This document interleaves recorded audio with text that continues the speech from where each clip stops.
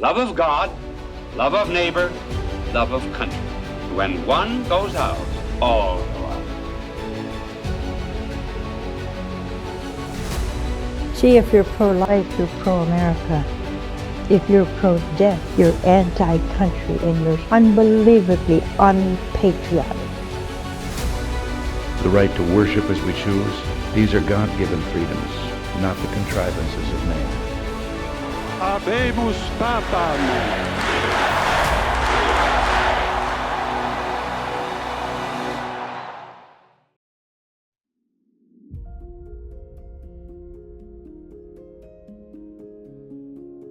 Solanus Barney Casey was born as one of 16 in an Irish family near Oak Grove, Wisconsin on November 25, 1870. As a child, Barney and his 9 brothers made up their own baseball team, the Casey Nine.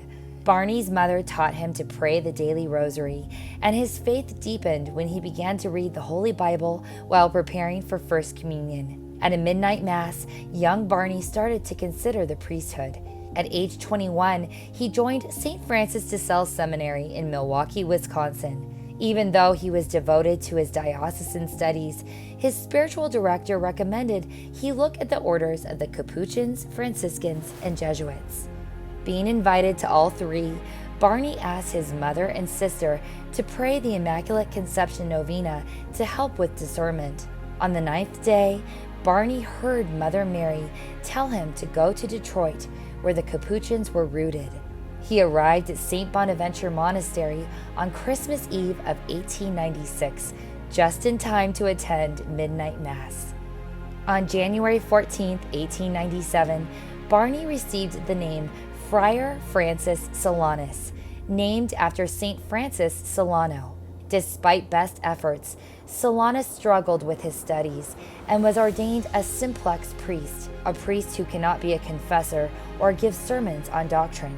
Submitting for the following 20 years, Father Solanus served at Sacred Heart in Yonkers, Our Lady of Sorrows Parish in Manhattan's Lower East Side, and at Our Lady Queen of Angels Parish in Harlem. As a simplex priest, he participated as a sacristan, director of altar servers, and as a porter. When he was not serving New Yorkers, Father was praying in adoration before the Blessed Sacrament, playing Irish hymns with his violin in the chapel, or filling notebooks with his reflections on the Holy Eucharist, the Blessed Mother, and surrendering to God. While serving in Harlem, Father Solanus considerably contributed to the efforts of the Solanus Mission Association, which financially aided Capuchin foreign missionaries.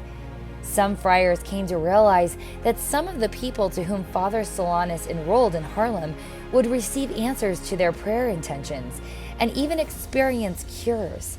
Father Solanus recorded these graces from God, and by the year 1956, he listed over 6,000 favors from God. Father Solanus once stated that his 2 loves were the sick and the poor. When he returned to St. Bonaventure Monastery in Detroit in 1924, he welcomed those suffering into the monastery kitchen for meals. When the Great Depression arose in 1929, Capuchin friars, inspired by Father Solanus, began the Capuchin Soup Kitchen, which still runs today. During World War II, Father Solanus provided spiritual direction to impacted families. However, in 1946, he was assigned to attend the poor and sick at the Friary of St. Felix in Huntington, Indiana, due to an eczema sickness spreading across his body. On his deathbed, Father Solanus told a priest that he prayed that he would be perfectly conscious when he died, so that his last deliberate act would be to give his last breath to God. On July 31st, 1957, the 53rd anniversary of his first Mass, Father Solanus uttered his final words, "I give my soul to Jesus Christ."